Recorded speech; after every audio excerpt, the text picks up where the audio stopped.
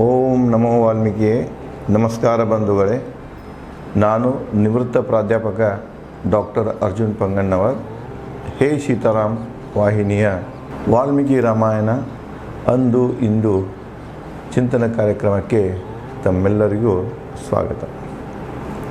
ನಾನು ತಮಗೆ ಹಿಂದಿನ ಸಂಚಿಕೆ ಅಂದರೆ ಸಂಚಿಕೆ 102ರಲ್ಲಿ ರಾಮ ದಶರಥ ಮತ್ತು ಕೈಕೇಯಿಯವರ ಅರಮನೆಗೆ ಬರ್ತಾನೆ. ಅಲ್ಲಿ ಸ್ಥಿತಿ ನೋಡ್ತಾನೆ. ತಂದೆ ದುಃಖದಲ್ಲಿ ಮುಳುಗಿರ್ತಾರೆ. ಏನು ಮಾತಾಡಬೇಕು ಅನ್ನೋಂಥ ಸ್ಥಿತಿಯಲ್ಲಿ ಅವರು ಇದ್ದಿದ್ದಿಲ್ಲ.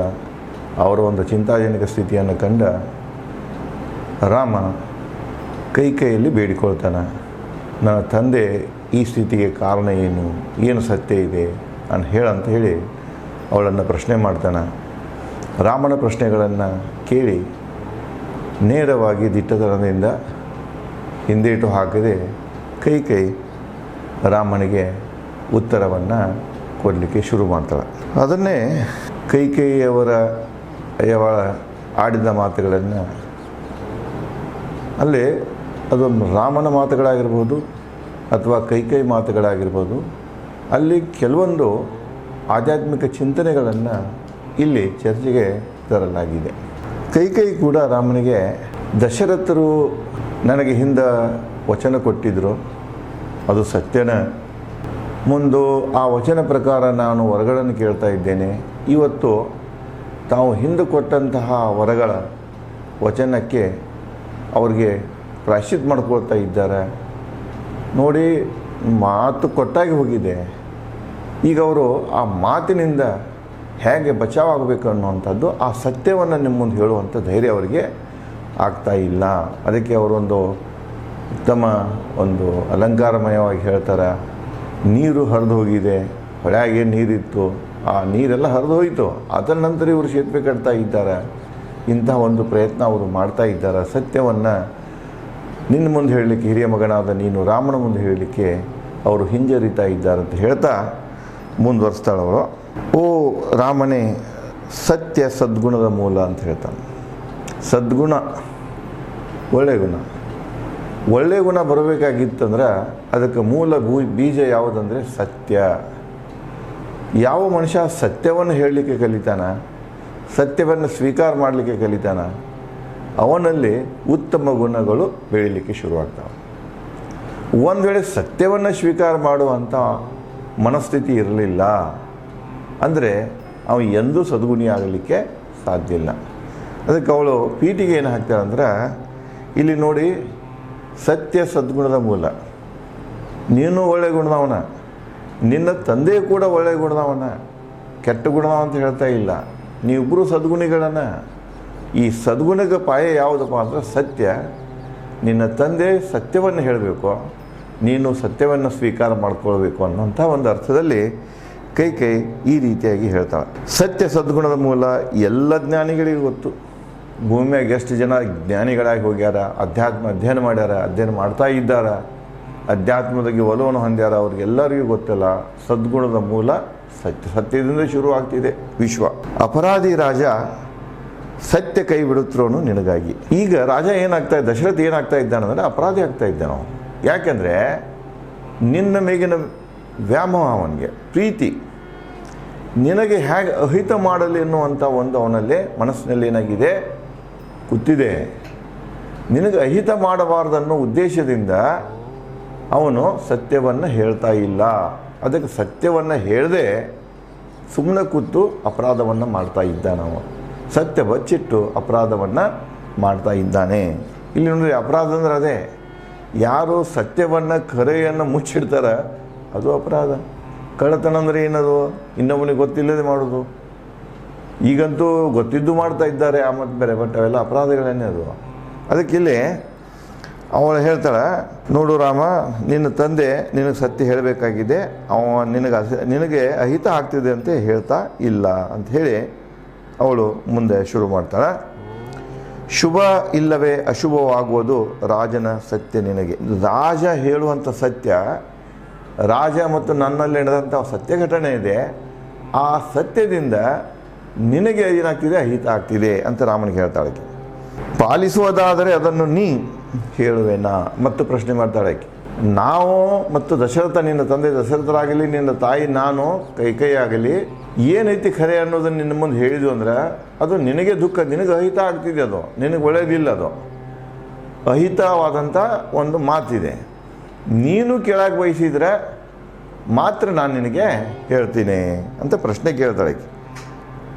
ನೀವು ಅದನ್ನು ಪಾಲಿಸಬೇಕು, ಆ ಸತ್ಯವನ್ನು ಪಾಲಿಸ್ಬೇಕು. ನಿನ್ನ ತಂದೆ ನನಗೇನು ವಚನ ಕೊಟ್ಟಿದ್ದಾರಲ್ಲ, ಆ ಸತ್ಯವನ್ನು ನೀನು ಪಾಲಿಸ್ತಾನಂತ ಮನಸ್ಸಿಚ್ಛೆಯನ್ನು ಹೊಂದಿದ್ರೆ, ಮನಸ್ಸನ್ನು ನೀನು ಇದನ್ನು ಗಟ್ಟಿ ಮಾಡಿಕೊಂಡೆ ಅಂದರೆ ನಾನು ಆ ಸತ್ಯವನ್ನು ಹೇಳ್ತೇನೆ ಅಂತ ಹೇಳ್ತಾಳೆ.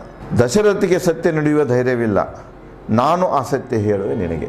ನಿಮ್ಮ ತಂದೆಗಂತೂ ಕರೆ ಹೇಳಕ್ಕೆ ಅವ್ನಿಗೆ ಧೈರ್ಯ ಆಗ್ತಾ ಇಲ್ಲ, ಆ ಕರೆ ನಾನು ಹೇಳ್ತೇನೆ ಅಂತ ಮುಂದುವರಿಸ್ತಾಳವಳು. ರಾಮನ ಮನ ಘಾಷೆಯಾಯಿತು, ಕೇಳಿ ಕೈಕೈ ನುಡಿಗಳನ್ನು. ಇಂಥ ಶಬ್ದಗಳು ಅವಳ ಬಾಯಿಂದ ಏನು ಬರೋಕ್ಕೆ ಶುರು, ಅದು ಅವನಿಗೆ ಮನಸ್ಸಿಗೆ ಏನಾಗ್ತಿದೆ ಅಂದರೆ ಒಂದು ಗಾಯ ಆದಂಗೆ ಆಗ್ತಿದೆ, ಮನಸ್ಸು ನೋವಾಗ್ತಿದೆ ಅವನಿಗೆ, ರಾಮನಿಗೆ. ರಾಜನ ಸಮ್ಮುಖದಲ್ಲಿ ಕೈಕೈಗೆ ಹೇಳಿದ ರಾಮ. ಈ ನುಡಿಗಳನ್ನೇನು ಕೇಳ್ತಾನೆ ಕೈಕೈಯಿಂದ, ತಾಯಿ ಕೈಕೈಯಿಂದ. ಆವಾಗ ತಂದೆ ದಶರಥನ ಅಲ್ಲಿ ಉಪಸ್ಥಿತಿ ಇರ್ತದೆ, ತಾಯಿ ಇರ್ತದೆ, ಇಬ್ಬರು ಸಮಕ್ಷಮದಲ್ಲಿ ರಾಮ ನುಡಿತಾನೆ. ಏನು ನುಡಿತಾನೆ ಅಂದ್ರೆ, ಓ ರಾಣಿ, ಶೋಭೆ ತರುವಂಥ ಮಾತುಗಳಲ್ಲ ಇವು ನಿಮಗೆ. ಈ ರೀತಿಯಾಗಿ ನೀವು ಮಾತಾಡದೇ ಇರೋದು ಇದು ನಿಮ್ಮ ವ್ಯಕ್ತಿತ್ವಕ್ಕೆ ಯೋಗ್ಯ ಅನಿಸೋದಿಲ್ಲ, ಇವು ನೀವು ಈ ರೀತಿ ಮಾತಾಡಬಾರ್ದು ಅಂತ ಹೇಳ್ತಾರೆ ಅವರು. ಹೇಳಿ ಮುಂದುವರಿಸ್ತಾರೆ. ನನ್ನ ಬಗ್ಗೆ ಹಾರುವೆ ಬೆಂಕಿ, ನನ್ನ ಬಗ್ಗೆ ಹೇಳೋದಾದ್ರೆ ಹಾರುವೆ ಬೆಂಕಿಗೆ ನಾ ರಾಜನು ಆಜ್ಞಾಪಿಸಿದರೆ, ನನ್ನ ಬಗ್ಗೆ ಡೌಟ್ ಮಾಡ್ತಾ ಇದ್ದೀಯಾನೆ, ನನಗೆ ಕೇಳ್ತಾ ಇದ್ದೀಯಾ. ಏನು ಕೇಳ್ತಾ ಇದ್ದೀಯ ಅಂದರೆ, ನೀನು ನಿಮ್ಮ ತಂದೆ ಸತ್ಯ ಏನಿದೆ ಅದರಿಂದ ನಿನಗೆ ಅಹಿತ ಆಗ್ತಿದೆ, ಆ ಸತ್ಯವನ್ನು ನಿನ್ನ ಪಾಲಿಸ್ತಾನಂದ್ರೆ ನಾ ಹೇಳ್ತೀನಿ ಅಂದಾಗ ರಾಮ ಸತ್ಯವನ್ನು ಪಾಲಿಸ್ತಾನೋ ಇಲ್ಲೋ ಅಂತ ಹೇಳಿ ಅವನ ವ್ಯಕ್ತಿತ್ವದ ಮೇಲೆ ಅದು ಸಂದೇಹ ಮಾಡಿದಂಗೆ ಆಯ್ತದು. ಅದು ರಾಮನಿಗೆ ನೋವಾಗ್ತಿದೆ. ನನ್ನ ಮೇಗೂ ಸಂದೇಹನ ತಾಯಿ ಅಂತ ಕೇಳ್ತಾನೆ. ನಿನ್ನ ಮಡ್ಲಲ್ಲಿ ಹುಟ್ಟು ಬೆಳೆದವ ನಾನು, ನಿನ್ನ ಮುಂದೆ ದೊಡ್ಡವ ಆದವ, ನನ್ನ ಕ್ಯಾರೆಕ್ಟರ್ಸ್ ಎಲ್ಲ ನಿನಗೆ ಗೊತ್ತಿದೆ, ನನ್ನ ನಡತೆಗಳೆಲ್ಲ ನಿನಗೆ ಗೊತ್ತಿದ್ದಾವ, ಇನ್ನೂ ನನ್ನ ಮೇಲೆ ನಿನಗೆ ಸಂದೇಹವಿದೆ ಅನ್ನೋ ಹಂಗೆ ಅವನು ಕೇಳ್ತಾನೆ. ಅದಕ್ಕೆ ಅವನು ಹೇಳ್ತಾನಂದ್ರೆ ಮುಂದೆ ರಾಮ, ಹಾರುವೆ ಬೆಂಕಿಗೆ ನಾ ರಾಜನು ಆಜ್ಞಾಪಿಸಿದ್ರೆ, ನನ್ನ ತಂದೆ ದಶರಥ ರಾಜರು ಇವತ್ತು ನನಗೆ ನಾ ಬೆಂಕಿಗೆ ಹಾರಂದ್ರೆ ಅಗ್ನಿಯಲ್ಲಿ ಜಿಗಿ ಅಂದರೆ ಜಿಗಿತೇನೆ, ಪ್ರಾಣ ಕೊಡ್ತೀನಿ, ನಾನು ಹಿಂದೇಟು ಹಾಕುವುದಿಲ್ಲ. ನನ್ನ ತಂದೆ ಈ ಸತ್ಯದಿಂದ ನನಗೆ ಎಷ್ಟೇ ಹಿತ ಆಗ್ಬಾರ್ದು, ನಾನು ಸ್ವೀಕಾರ ಮಾಡುವಂಥ ಮನಸ್ಸಿದೆ, ನಾ ಮಾಡ್ತೀನೋ ಇಲ್ಲೋ ಅನ್ನೋಂಥ ಸಂದೇಹ ನಿನ್ನಲ್ಲಿ ಬಂದದ್ದು ನನಗೆ ನೋವಾಗ್ತಾ ಇದೆ ಅಂತ ಹೇಳಿ ರಾಮ ಕೈಗೆ ಹೇಳ್ತಾನೆ. ಆಜ್ಞಾಪಿಸಿದ, ಸದಾ ನನಗೆ ಹಿತ ಇಚ್ಛಿಸುವ ತಂದೆ ಆಜ್ಞೆ ಮಾಡಿದರೆ ವಿಷ ಕುಡಿಯುವೆ, ಸಮುದ್ರಕ್ಕೆ ಹಾರುವೇನ. ನಮ್ಮಪ್ಪ ನನಗೆ ಜನ್ಮ ಕೊಟ್ಟಂಥ ತಂದೆ ಇವತ್ತು ನನಗೆ ವಿಷ ಕುಡಿ ಅಂದರೆ ವಿಷ ಕುಡಿತೇನೆ, ಸಮುದ್ರದಾಗ ಜಿಗಿ ಅಂದರೆ ಸಮುದ್ರದಲ್ಲಿಯೂ ಹಾರ್ತೇನೆ ನಾನು ಅಂತ ರಾಮ ಕೈಗೆ ಹೇಳ್ತಾನೆ. ಓ ರಾಣಿ, ರಾಜ ನಿಶ್ಚಯಿಸಿದ ಮಾತು ಹೇಳು, ಅದರಂತೆ ನಡೆಯುವ ವಚನ ಕೊಡುವೆನಾ. ನೋಡಿ ಇಲ್ಲಿ ಹೇಳಿ ಬಂದುಬಿಟ್ಟು, ನನ್ನ ತಂದೆ ಏನು ಇಚ್ಛಾ ಮಾಡಿ ಏನು ಹೇಳಿದ ನಿನಗೆ ಹೇಳಿಬಿಡು, ನಾ ವಚನ ಕೊಡ್ತೇನೆ, ಆ ನನ್ನ ತಂದೆ ವಚನವನ್ನು ನಾನು ಪಾಲಿಸುತ್ತೇನೆ ಅಂತ ಹೇಳಿ ರಾಮ ಕೈಕೈಗೆ ವಚನ ಕೊಡ್ತಾನೆ. ಎಂದಿಗೂ ಎರಡು ಮಾತಿಲ್ಲ, ನಾನು ನಿನಗೆ ವಚನ ಕೊಡ್ತೇನೆ, ನನ್ನ ತಂದೆ ಏನು ಹೇಳಬೇಕಾಗಿತ್ತು, ನನ್ನ ತಂದೆ ನಿನ್ನ ಮಧ್ಯೆ ನಡೆದಂಥದ್ದು ಏನಿದೆ, ಏನು ಸತ್ಯ ಇದೆ, ಅದು ಎಷ್ಟೇ ನನಗೆ ಹಿತವಾಗುವತ್ತೇಕೆ, ನೀ ಅದನ್ನು ನನಗೆ ಹೇಳು, ಅದನ್ನು ಪಾಲಿಸ್ತೇನೆ ಅನ್ನೋ ಹಂಗೆ ನಾನು ಇವತ್ತೇನು ಮಾಡ್ತೀನಿ ಮುಂದೆ ವಚನ ಕೊಡ್ತಾ ಇದ್ದೇನೆ. ಇದ್ರಾಗ ಎರಡು ಮಾತಿಲ್ಲ, ಒಂದು ಸಲ ನಾನು ವಚನ ಕೊಟ್ಟೆ ಅಂದ್ರೆ ಮುಗೀತು. ಅದಕ್ಕೆ ಹೇಳ್ತಾರೆ ನೋಡ್ರಿ, ಯಾರೇ ಮಾತಾಡಬೇಕಾದ್ರೆ ರಾಮನ ಬಿಲ್ಲ ಒಮ್ಮೆ ಹೂಡಿದಪ್ಪ ಅಂದ್ರೆ ಅದನ್ನು ಹೊಳ್ಳಿ ಇದಕ್ಕೆ ಹಾಕ್ತಾರೆ, ಗುರಿನ ಮುಡಿದ, ಗುರಿ ಹೊಡೆದನ ಅದು ಬಿಡ್ತಿತ್ತದು. ಅದೇ ಪ್ರಕಾರ ರಾಮನ ನಾಲ್ಗೆಯಿಂದ ಒಂದು ಶಬ್ದ ಬಂತಂದ್ರೆ ಅದು ಎಂದೂ ಅವನು ಆ ಶಬ್ದದಿಂದ ಹಿಂದೆ ಸರಿತಿದ್ದಿಲ್ಲ. ಅದಕ್ಕೆ ಅವನು ಇಲ್ಲಿ ಹೇಳ್ತಾನೆ, ನೋಡ್ತಾಯಿ ನೀ ಕೇಳಿದ್ರೆ ನೋಡು, ನಿನಗೆ ವಚನ ಕೊಡ್ತಾ ಇದ್ದೇನೆ, ನಾ ಪಾಲಿಸ್ತೇನೆ, ಇದ್ರಾಗ ಎರಡನೇ ಮಾತಿಲ್ಲ ಅಂತ ಹೇಳಿ ರಾಮ ಕೈಗೆ ಹೇಳ್ತಾನೆ. ವಚನ ನಿಷ್ಠೆ ವಿಧೇಯತೆ ಬಲ್ಲ ರಾಮನಿಗೆ ಕೈಗೆ ನುಡಿದಳು. ಇದನ್ನು ರಾಮನಿಂದ ಇಷ್ಟ ಬೇಕಾಗಿತ್ತಕಿ. ರಾಮನಿಂದ ಏನು ಬೇಕಾಗಿತ್ತಂದರೆ ತಂದೆ ನನಗೆ ಕೊಟ್ಟಂಥ ವಚನವನ್ನು ಪಾಲಿಸ್ತಾನೆ ಅನ್ನೋ ಹಂಗೆ ಅವನು ವಚನ ಬೇಕಾಗಿರ್ತದೆ ಆಕೆಗೆ. ಆ ರೀತಿ ಅದಕ್ಕೆ ಸಂದೇಹ ವ್ಯಕ್ತ ಮಾಡಿ ಕೇಳಿದಾಗ ಮನಸ್ಸಿಗೆ ನೋವಾಗ್ತದೆ. ನೀನು ಸಂದೇಹ ಪಡಬೇಡ, ನೀ ಏನಿದೆ ಹೇಳಿಬಿಡು, ನಾನು ನಿನ್ನ ವಚನ ಕೊಡ್ತೇನೆ, ನನ್ನ ತಂದೆ ವಚನ ಏನಿದೆ, ನನ್ನ ತಂದೆ ಸತ್ಯ ಏನಿದೆ ಅದನ್ನು ನಾನು ಹೇಳಿಬಿಡು, ಅದನ್ನು ಪಾಲಿಸ್ತೇನೆ ಅಂತ ವಚನ ಕೊಟ್ಬಿಡ್ತಾನೆ. ಅವಳಿಗೆ ಏನಾಗ್ತಿದೆ ಅಂದರೆ ರಾಮನಿಂದ ವಚನ ಸಿಗ್ತಿದೆ. ವಚನನಿಷ್ಠ ವಿಧೇಯತೆವಲ್ಲ ರಾಮನಿಗೆ ಕೈಗೆ ಹೇಳ್ತಾಳ, ಬಹಳ ಹಿಂದೆ ದೇವಾಸುರ ಯುದ್ಧದಲ್ಲಿ ಗಾಯಗೊಂಡ ನಿನ್ನ ತಂದೆ ಜೀವ ರಕ್ಷಿಸಿದೆ. ಅದನ್ನು ಹಿಂದಿನ ಕತೆ ಶುರು ಮಾಡ್ತಾಳೆ ಅವಳು. ದೇವಾಸುರ ಯುದ್ಧದಾಗ ನಿಮ್ಮ ಅಪ್ಪನಿಗೆ ಪ್ರಾಣಾಂತಕ ಇದಾಗಿರ್ತದೆ, ಗಾಯಗಳಾಗಿರ್ತಾವೆ. ನಾನು ಒಂದು ಸುರಕ್ಷಿತ ಜಾಗದ ತೊಗೊಂಡು ಹೋಗಿ ಅವನ ಪ್ರಾಣವನ್ನು ಉಳಿಸಿದ್ದೇನೆ. ಆ ಸಂದರ್ಭದಲ್ಲಿ ಅವನು ನನಗೆ 2 ವರಗಳನ್ನು ಕೊಟ್ಟಿದ್ದಾನೆ. ನಿನ್ನ ತಂದೆ ರಕ್ಷಿಸಿದೆ, ಪ್ರತಿಯಾಗಿ ನನಗೆ 2 ವರ ಕೊಟ್ಟರು. ಅವುಗಳ ಪ್ರಕಾರ ಏನಪ್ಪ ವರಕ್ಕೆ ಕೊಟ್ಟರೆ ನಾ ಏನು ಕೇಳಿದ್ದೇನೆಂದರೆ, ನಿಮ್ಮ ತಂದೆ ನನಗೆ ಕೊಟ್ಟ ವಚನದ ಪ್ರಕಾರ 2 ವರಗಳು ಯಾವುವು ಅಂದರೆ, ಮೊದಲೇ ವರ ಯಾವುದಂದರೆ, ಅವುಗಳ ಪ್ರಕಾರ ಭರತನಿಗೆ ಪಟ್ಟಾಭಿಷೇಕ. ನೀ ಏನೀಗ ಕೆಲವೇ ಗಳಿಗೆಗಳ ನಂತರ ಏನು ಪಟ್ಟಾಭಿಷೇಕ ಮಾಡ್ಕೊಳ್ಳಿಕ್ಕೆ ಹೊಂಟಿದೆಯೇ ಅದು ನಿಲ್ಲಿಸಬೇಕು. ನಿನ್ನ ಸ್ಥಳದಲ್ಲಿ ನಿನ್ನ ಜಾಗದಾಗ ಪಟ್ಟಾಭಿಷೇಕ ಯಾರು ನಡಿಬೇಕು? ಭರತಂದ ನಡಿಬೇಕು. ಇದು ಮೊದಲೇ ವರ ಕೇಳಿದೆ ನಾನು. ತಕ್ಷಣದಿಂದ ನಿನಗೆ ದಂಡಕಾರಣ್ಯ ವನವಾಸ ವರ ಕೇಳಿರುವೆ. 2ನೇದು ಏನು ಕೇಳಿದೇನಪ್ಪ ಅಂದರೆ, ತಕ್ಷಣದಿಂದ ಅಂದರೆ ಇವತ್ತನೇ ನೀನು ಪಟ್ಟಕ್ಕೆ ಅಲ್ಲಿ ಹೋಗಿ ಕೂಡು ಬದಲು ನೀನೇನು ಮಾಡಬೇಕು, ಈ ಸನ್ಯಾಸಿ ವೇಷ ಹಾಕ್ಕೊಂಡು ಎಲ್ಲ ಇಲ್ಲೇ ಬಿಟ್ಕೊಂಡು ಎಲ್ಲವನ್ನು ತ್ಯಾಗ ಮಾಡಿ ಒಂದು ಸನ್ಯಾಸಿಯಾಗಿ ನೀನು ದಂಡಕಾರಣ್ಯಕ್ಕೆ ವನವಾಸಕ್ಕೆ ಹೋಗಬೇಕು. ಈ 2 ವರಗಳನ್ನು ಕೇಳೀನಿ. ಒಂದು ನಿನಗೆ ದಂಡಕಾರಣ್ಯ ವನವಾಸ, ಮತ್ತೊಂದು ನನ್ನ ಮಗ ಭರತನಿಗೆ ಪಟ್ಟಾಭಿಷೇಕ. ಈ 2 ವಚನಗಳನ್ನು ನಿಮ್ಮ ತಂದೆಯವರು ನನಗೆ ಕೊಟ್ಟಿದ್ದಾರೆ. ಓ ರಾಮನೇ, ನಿನ್ನ ತಂದೆಯ ವಚನ ಪಾಲಿಸುವುದಾದರೆ ಹೇಳುವೆ, ನನ್ನ ಮಾತು ಕೇಳು. ಇವೆರಡು ವಚನ ನಿಮ್ಮಪ್ಪ ಕೊಟ್ಟಿದ್ದ ನನಗೆ. ಮತ್ತು ಒಂದು ವೇಳೆ ಈ ವಚನಗಳನ್ನು ನಿನ್ನ ಪಾಲಿಸ್ತೇನೆಂದ್ರೆ ನಾ ಹೇಳ್ತೇನೆ ಕೇಳಂತ ಹೇಳ್ತಾಳೆ. ಮತ್ತು ಮುಂದುವರೆದು ಹೇಳ್ತಾಳೆ, ತಂದೆ ಆಜ್ಞೆಗೆ ಬಂಧಿತನಾಗಿ ಅವನ ಆಶ್ವಾಸನೆಯಂತೆ 7 ವರ್ಷ ಅರಣ್ಯದಲ್ಲಿ ನೀ ಭರತನಿಗೆ ರಾಜ್ಯಾಭಿಷೇಕವಾಗಲಿ. ಅದಕ್ಕೆ ನೀವು ಒಂದು ವೇಳೆ ಸತ್ಯವನ್ನು ಪಾಲಿಸುವುದಾದರೆ, ತಂದೆಯ ವಚನವನ್ನು ಪಾಲಿಸುವುದಾದರೆ, ನಾನು ನಿನಗೆ ಏನು ಹೇಳ್ತೇನೆಂದರೆ, ನೀನು ತಂದೆಯ ವಚನಕ್ಕೆ ಬಂಧಿತನಾಗು. ಅದು ನಮ್ಮಪ್ಪ ವಚನ ಕೊಟ್ಟ, ನಾ ಕೊಟ್ಟಿಲ್ಲ ಅಂತ ನೀವು ಉಲ್ಲಂಘನೆ ಮಾಡೋಕ್ಕೆ ಹೋಗಬೇಡ. ನಿನ್ನ ತಂದೆ ವಚನಕ್ಕೆ ನೀನಾಗಬೇಕು, ಬಂಧಿತನಾಗಬೇಕು. ಅದನ್ನು ನೀನು ಪಾಲಿಸಲೇಬೇಕು, ಬಂಧಿತನಾಗಬೇಕು.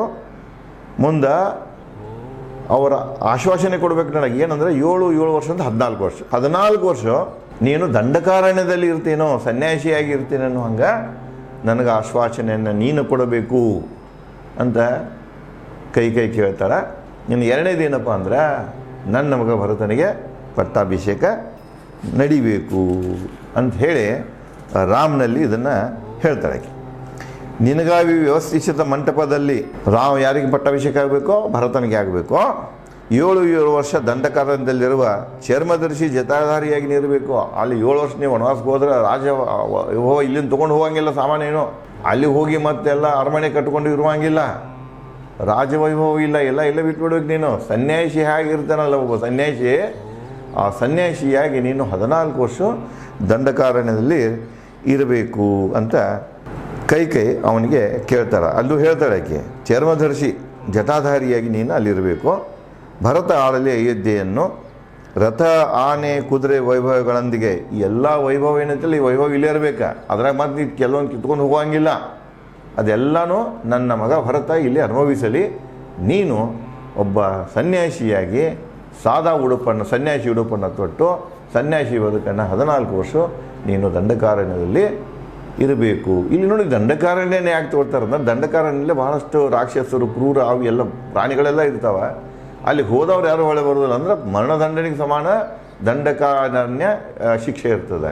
ಅದಕ್ಕೆ ಅವಳು ತಿಳಿದಿರ್ತಾರೆ, ರಾಮ ಒಂದು ಸಲ ಅರಣ್ಯಕ್ಕೆ ಹೋಗಿಬಿಟ್ಟಂದ್ರೆ ಅವ್ನು 14 ವರ್ಷ ಬದುಕಾಕಂತೂ ಸಾಧ್ಯನೇ ಇಲ್ಲ.